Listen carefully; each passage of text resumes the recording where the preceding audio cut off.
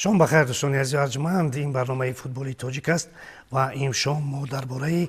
مراسم قرعه کشی قسمت نهایی جام آسیا 2024 که در شهر دوحه قطر برای منتخب المپی برگزار گشت صحبت خواهیم کرد و هم صحبت ما کارشناس همیشگی ما انور میرزایف. خب خوش آمدید و من نخست میخواستم هیئت منتخبی تاجیکستان رو که برای بازی های سنجشی انیقترش برای مرحله آمادگی در اینجا ترتیب داده شده است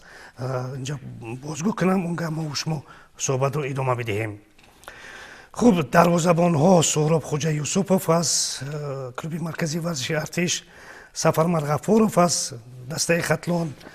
محمد ربی رحمت اللهیف از برقچی، حمایتگران باشند مهربان کریمов از سمگورعلی گرجستان، علی جان کرامت الله زاده از استقلال، رحمتشاه رحمتزاده شهریار عنایت الله هر دو از روشن، اسرائیل خالوف از کلوب مرکزی ورزشی ارتش، فخرالدین احتموف از خوجند، فردوس علی نظرов از خطلان، جانبک شریپوف از دسته حاصلات و نیم حمایتگران باشند، مسرور قیام‌الدینов از دسته روشن، علیشیر شکوروف از کوکتاش، طاهرجان تقایزاده از خطلان، عزیزبک حییتوف و عزیزبک دلیف هر دو از خوجند، شهرت المرادوف از ریگری تدس، شاهین بویف از ماهیر، صلاحالدین ارگشوف از استقلال، محمد اقبال دولتوف، شیرزاد شریپوف هر دو از کلوب مرکزی ورزشی ارتش و مصطفی ملکشویف از فیضکند، حملهگران باشند فریدون دولتوف از ریگری تدس، اسدبک جورابک زاده از کلوب مرکزی ورزشی ارتش و سنت الله اسماعیلوف از خطلان. خوب، شما کی رو اضافه میکردید اگر امکان میبود؟ سلام علیکم با بینندگان. راستی امروز یک موضوع بسیار خوب رو شما پیش کردید برای صحبت. دسته 23 ساله جوانان ما و دسته المپی هیئت المپی رو شما هم نامبر کردید. کی رو علاوه کردن ممکن؟ چه که شما خوب میدونید از سبب اینکه بسیار بازیگرانی که در تیم المپی ما از هیئت اساسی در تیم های استقلال و تیم ملی بازی میکنن، از همین سبب در اینجا تخمین 7-8 نفر بازیگرانی که از هیئت اساسی هستند اونها در این رویخط نیستند و برای همین هم برای بازی سنجشی که در دبی و خیتای گذشتن سرمربی همین بازیگران دعوت کرد، یعنی که از دیگر دسته هایی که در لیگ عالی ما بازی میکنن، در لیگ یکم هم بازی میکنن، بازیگرانی که در هیئت اساسی دسته های خود بازی میکنن و خود رو در همین چمپیونات بسیار خوب نشان دادن، آنها رو مبین گشت دعوت کرد و برای سنجیدن اونها کوشش هم کرد و چه که ما خبر داریم 4 بازی برگزار کرده شد و در یک بازی هم مگه باخت شد، در 2 تا مساوی و 1 تا غلبه. بله. این و فکر من بسیار خوب است برای اینکه هیئت نو است و بسیار بازیگران یکم بار با تیم المپی دعوت شدند و گفتم میتونم که بسیار بازیگرانی که در این دعوت شدن اونها با از طرف گفتن ممکن است که نسبتا مثبت خود رو معرفی کردن، یعنی که با بازی خود سرمربی رو توانستن که با بازی خود قانع گردونند، هم از جهت تکنیکی و هم از جهت جسمانی بسیار خوب بازی کردن. خوب، بیاید درباره گروه صحبت کنیم. عربستان سعودی، عراق و تایلند چی گفتن ممکن است؟ وقتی قرعه کشی شد و در وقت قرعه کشی بسیار متخصصان با خلاصه آمدن که گروه ما گروه مشکل است. بله، چه که شما اگر که نگاه اگر دیده باشید هر یک همین 3 دسته که با ما در مسابقات جام آسیا بین تیم های المپی آنها رقیب ما میشوند، آنها در گروه های خود در بازی های انتخابی جای یکم رو گرفتند. بله. و ما خوب میدونیم که دسته عربستان سعودی یک دسته بسیار قوی است، بسیار خوب بازی میکنه در عرصه آسیا، یکی از مملکت هایی است که در همه تیم هایش در سطح بالا بازی میکنن. عراق را ما خوب میدونیم، گرچه که در اونجا ناقدر تنجی بود در سالهای اخیر و فوتبال رو ناقدر اعتبار دادن، اما بازیگرانی که در اونجا جمع شدن اونها اصلا از عراق بیرون مشق میکردن، مشق ترمیم میکردن، بازی میکردن در دیگر دسته های تیم های دیگر مملکت ها، مثل که در افغانستان. بله همین خیلی هم شد و برای همین دسته عراق بازی آخری که دسته عراق هم تیم ملیش میکنند و هم تیم 23 سالش میکنند و هم تیم 20 سالشون میکنند گفتن ممکن است که در دسته عراق هم یکی از تیم های پرقوت‌ترین در گروه ما حساب خواهد شد. تایلند گرچند که در سن و سال جوانان کمتر سست‌تر بازی میکنند اما بازی آخری که اونها در گروه خود نشان دادن در بازی انتخابی معلوم است که در تیم تایلند هم در این مسابقه با تیاری خوب خواهد آمد. خب اگر یک نظر کنیم با همین گروه ما با چی موفق شده میتوانیم؟ فقط یک فرقیت دارد بین ما و دیگر دسته. اگر که ما شماره بازی ها در سال 2023 حساب کنیم دسته عربستان سعودی یا 17 یا 18 بازی گذرانده است در دوام سال 23 سال. تیم عراق اگر خطا نکنم 12 یا 13 بازی و تایلند هم بسیار گذرانده است. تیم ما باشد همگی با دو بازی با دسته اول با گونگ کنگ بازی کرد رفیقانه، بعد بازی های انتخابی چمپیونات آسیا بود که در آنجا با دسته استرالیا لاوس بازی کرد. دسته کره شمالی ناآمد و سبب ناآمدنش اونها اشتراک نکردن در این مسابقات و بعداً باز 4 بازی که حاضر ما در سفر بازی کردیم با دسته های چه شما میدونید با عربستان با اوایه بله با دسته بله با دسته کویت و 2 بازی با دسته خیتای با تیم خیتای بازی کردن. فرقیت همین است، فرقیت بین بازی ها است. فرقیت اون است که دسته عربستان سعودی دسته عراق و این دسته ها میتونن که در بازی های رفیقانه با خود دسته ونزوئلا رو با دسته اوروگوئه رو دیگر دسته ها رو انتخاب کنن با او بازی کنن، بازی رفیقانه قوت خود رو سنجد. اما ما میتونیم با دسته گونگ کنگ بازی کنیم، بعداً باز با خیتای با دسته امارات بازی کنیم. این فرقیت همین است و بعداً باز یک فرقیت دارد که ما خوب میدونیم که در عربستان سعودی فوتبال پیشرفت است و اونجا هم از حساب جوانان نورسانش هم از حساب فوتبال تیم ملیشون بسیار قوت هستند و انتخاب برای تیم المپیشون بسیار است. اگر که مثال من چندی بارم گفتنی هستم و میگویم که این سیستم گذراندن مسابقات کنفرانس فوتبال آسیا بسیار نادرست است. بازی های تیم ملی رو با بازی های تیم المپی در یک وقت میمونه و برای همین بازیگرانی که لیاقت خوب دارن در تیم المپی آنها رو با تیم ملی دعوت میکنن و از این حساب کمبودی میشه که بسیار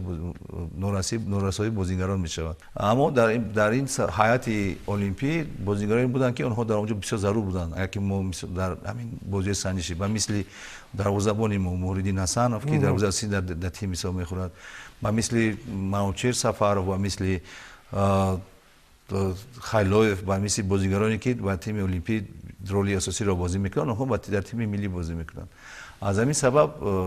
دیگر بازیگران شانس پیدا کردن که بازی کنند تیم ملی در تیم المپی. اما این ما اگر خواهیم که در مسابقات عرصه بین المللی در سطح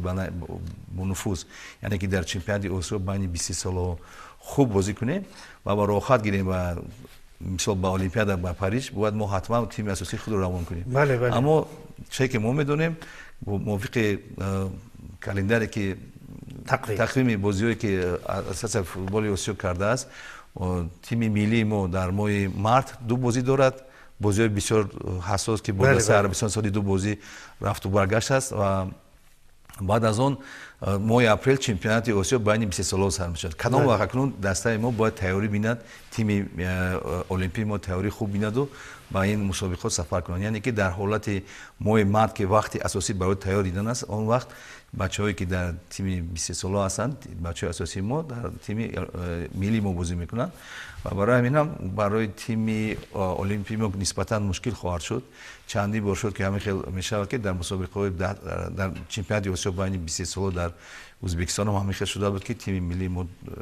بازیگر گرفت و در آنجا 9 نفر بازی نکردند. همین خیلی هم شد. برای همین ما از گروه نوار اومدیم و باز گفتم میتونم که اصلا مشکلی ما دارن است که دست پروانه ما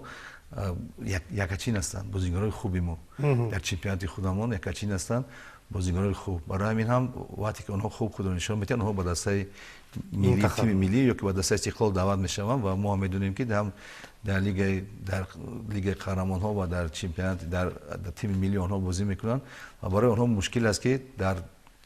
3 در سه سمت بازی کنند. بقالی در سه فرانت. بله در سه فرانت بازی کنند و برای همین این بچه‌ها دعوت شدند و اونها چه که ما می‌دونیم خود رو بسیار خوب نشان دادند. اما از حساب نداشتن تجربه مسابقات بین‌المللی میتوانند که در بازی‌های سطح بین‌المللی یک خطای خود آرزوی ما رو برای برآمدن به پاریس ویران کنند. برای همین هم خوب میشد که همان تقویم بازی‌های که هر ساله میکنند در اول سال میکنند اساس فوتبال آسیا اون کنفرانس فوتبال آسیا اون رو باید یک ترتیب کرد که هم تیم المپی وقت داشته باشه که تئوری ببیند با مسابقه هم تیم ملی باید وقتی خود داشته باشه. خوب میشد البته این آرزوی ما و شما است اما این رو کی میکنند و کدوم وقت میکنند که بسیار مشکل است. ما در ادامه 3 سال اخیر فقط درباره همین صحبت میکنیم اما وقتی که باز تقویم میبراید میبینیم که هم تیم المپی و هم تیم ملی در یک وقت بازی متاسفانه. خوب من میخواستم شما درباره دروازه‌بان ها بگویید چون شما دروازه‌بان هستید. من هم سه دروازه‌بانی که ما داریم براستی درباره محمد ربیع رحمت الله کمتر شنیده ایم اما درباره سهراب خوجا و سفرمند افر خیلی زیاد شنیده ایم و دیده ایم عملی اونها رو. من در صحبت‌های پیش در چند سال پیش گفته بودم که بعد از آمدن رستم یعطی و بعد از یک نسل نو دروازه‌بانان در فوتبال تاجیک پیدا شدن که اونها میتونن یکدیگر رو عوض کنن در تیم ملی و در تیم المپی. این من مثال آوردم میتونم در خودی حاضر یک چند دروازه‌بان سطحی بسیار خوب داریم ما با مثل مرودین حسنوف با مثل سهراب خوجا با مثل باروتوف با مثل غفورов این محمد ربیع بچگی دیگه خطا نکردم در دسته برقچی بازی میکنه. بله او یک با اعصاب تن توش اعصاب قد و قامت بسیار همچون دروازه‌بان بسیار چی است اما با او کانتر تجربه نمیرسد و فکرم او هم یک دروازه‌بان خوب با اویا خواهد رسید. برای همینم با اونها بها دادن که کدامش خوبتر نستر است. من گفتم میتونه که سهراب خوجا در دسته ارتش در سطح بسیار بلند بازی میکنند. بله و وقتی که در تیم ملی وقتی که مشکل شد وقتی که استقلال با در مسابقه در لیگ چمپیونان بازی داشت و سرمربی تیم ملی مجبور شد که نگیرد رستم یعطی رو مرودین حسن رو نگیرد و باروتوف رو به دروازه ماند و چون دیدید که چقدر باروتوف در بازی رفیقانه اصلا بسیار خوب بازی کرد و این بسیار خرسندی آور است که در دروازه ما در دروازه‌بانان ما در سطح خوب هستند. ببینید که حالی حاضر چمپیونات ما انجام نشده است. بله. بیشتری از این بچه‌ها چند بازی دیگر را برگزار میکنند بعدا به استراحت میروند و بعدا باز مرحله آمادگی شروع میشود. خوب همین تاثیر رساندنش ممکن است. بله من همچون فوتبال باز گفتم میتونم هم کورشناس گفتم میتونم که برای تیم ملی ما برای تیم المپی ما بسیار مشکل خواهد شد که در وقتی در ماه مارس و اپریل ما بازی میکنیم. اگر خودی حاضر همین وقت در آخر سال که مسابقات فینال چمپیونات آسیا میشد و چمپیون آسیا بین 20 ساله میشد ما میتونیم بازی خوبی خود رو نشون بدیم اما در وقتی که ما تنفس داریم و بعد از تنفس بچه‌ها میبرن و مشق و تمرین فقط مشق میکنن اونها و بازی‌های رفیقانه چمپیونات آغاز نشده است و در همین وقت ما بازی‌های چمپیونات آسیا جام آسیا سر می شود بین تیم‌های ملی و بعداً جام آسیا برای 20 ساله آغاز می شود. این بسیار مشکل است برای بچه‌های ما و گفتم میتونم که نه تنها با دروازه‌بانان بلکه بازیکنانی که در میدان هم هستند آنها در آن ساعت وقت با اون قدر هم از حساب جسمانی آماده نیستند. گرچه از حساب جسمانی آنها ممکن تیار شوند اما از حساب یکدیگر فهمی آنها تیار نمیشه برای که آنها اول در تیم‌های دسته‌های خود مشق میکنن و بعداً یگان ممکن 10 روز پیش از آغاز چمپیونات آنها را سرمربی دعوت کند. بسیار وقتی کم است و بسیار وقتی ناخوشایند است برای تیار نمودن بازیگران به همین مسابقات اساس. خوب ببینید که شما در این کار تجربه دارید البته زیاد روبرو شدید با این گونه حالت‌ها در همین مرحله نازک چی باید کرد که ما اقلاً یک وقت یک فرصت بیایم که بیشتر آماده کنیم بچه‌ها رو. میدونید روز یک وقتی شده است که اصلا از سرمربی تیم ملی نه اونقدر چی بازی میکند وابستگی دارد اصلا این وابستگی دارد از بازیگر خودش از کسبیتش. برای چی من مثال میارم در وقتی که فدراسیون فوتبال سرمربی نو رو برای تیم 20 ساله جمهوری دعوت کرد در وقتی که ماه اپریل اگر شما خوب دونید اگر در یاد دست شما میدونید در چمپیونات اسیا در تشکیل شد بین 20 ساله‌ها بله بله. و ما ماه دکامبر سرمربی رو عوض کردیم کوبارف با فکر می‌کنم خطا نکنم سرمربی تیم 20 ساله‌ای ما با اومد و در داوم 4 ماه همون بچه‌هایی که برای در چمپیونات آسیا باید بازی می‌کنن اونها در 4 ماه در مشق‌ها و ترمیم‌ها با خود گرفت و اونها رو تیار کرد. ما چه که ما دیدیم آنها تیار نشدن با اون دسته اردنی که ما در میدان خودشون با همین هیئت یک 2-3 سال پیش غلبه کرده بودیم با حساب 5-2 اگر خطا نکنم در میدان اردن وقت شد که اومده همون بچه‌ها در ازبکستان از همون اردن 10 نفر بچه‌های اردن بودن و ما 11 نفر در داوم 90 دقیقه 2-0 ما باختیم. معلوم بود که بچه‌ها از حساب گرچه از حساب جسمانی کمتر تیارتر بودن اما از حساب روحانی آنها با این بازی تیار نبودن.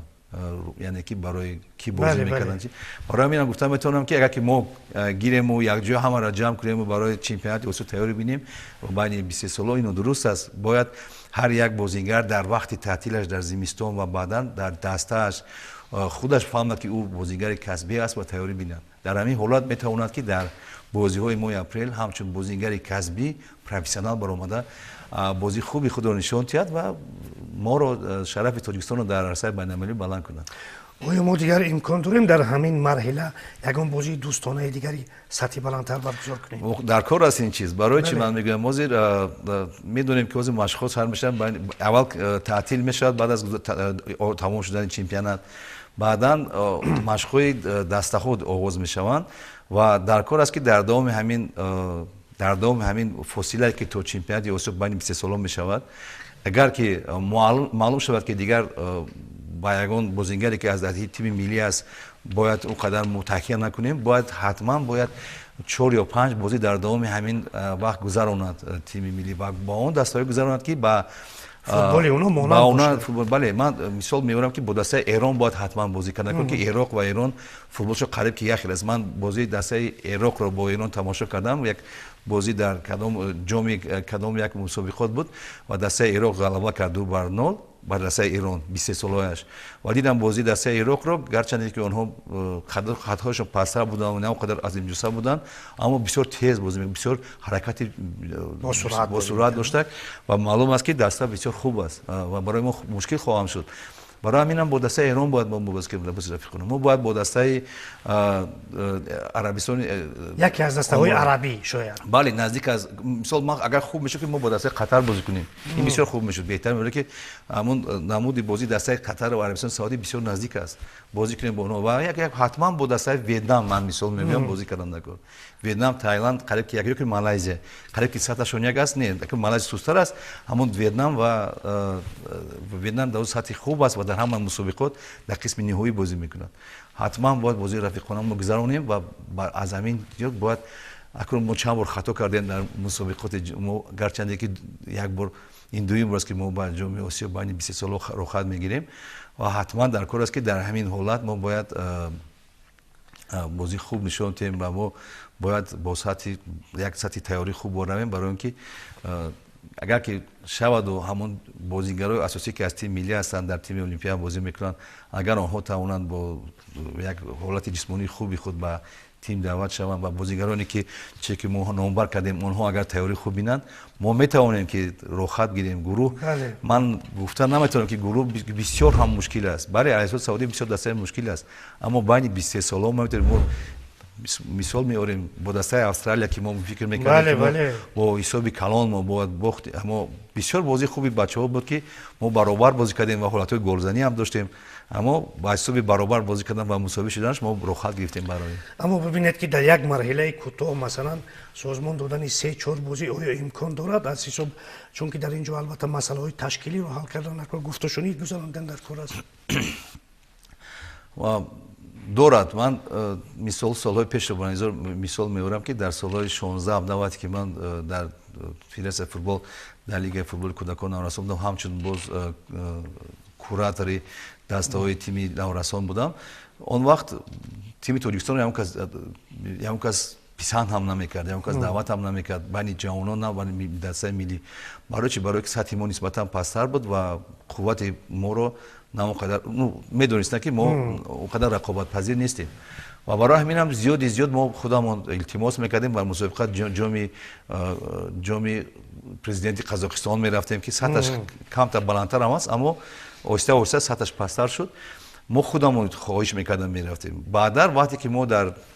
تیم 17 ساله ما در چمپیونات آسیا جای دوم گرفت و در چمپیونات جهان هم بازی کرد و دیگر دسته‌های ما فقط بر چمپیونات آسیا رو خط میگرفتن بین 19 ساله ما بعدا حرمت پیدا شد به نسبت تیم ما و حاضر من میدونم که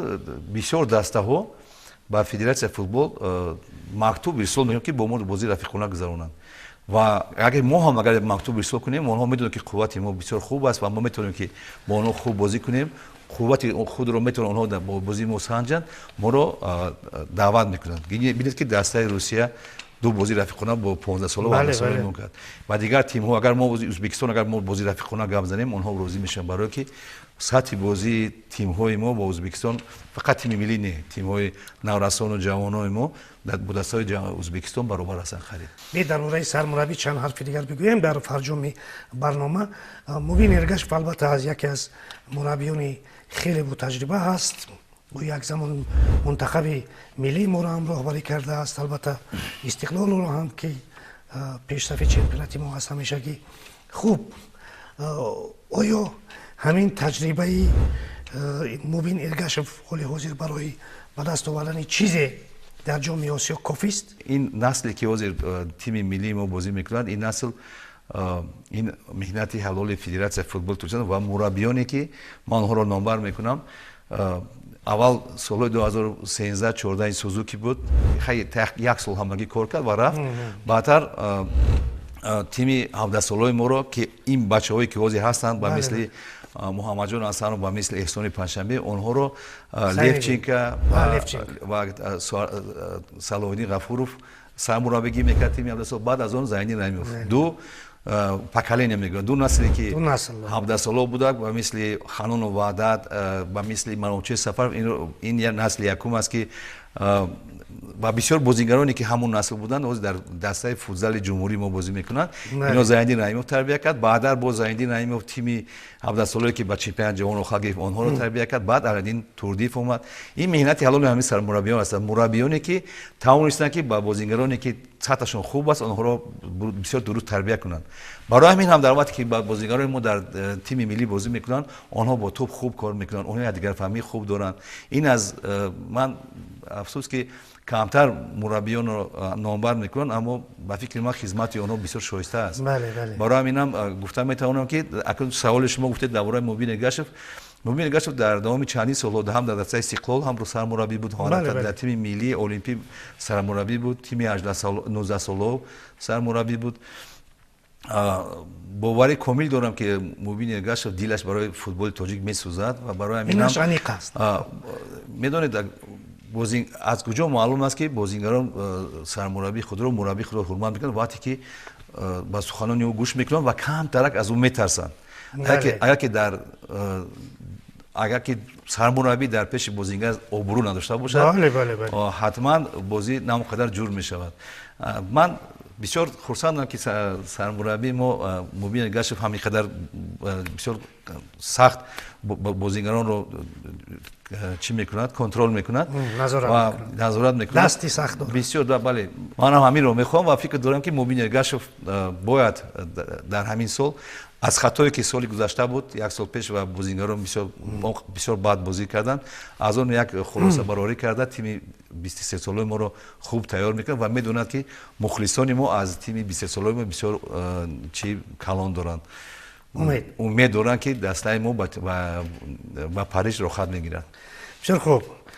سپاس از شما برای یک صحبت خوب و خوشتان دوستان عزیز یک صحبتی داشتیم با کارشناس همیشگی تلویزیونی ورزش انور میرزایف یک بار دیگر سپاس در همینجا برنامه ما به انجام میرسد خیر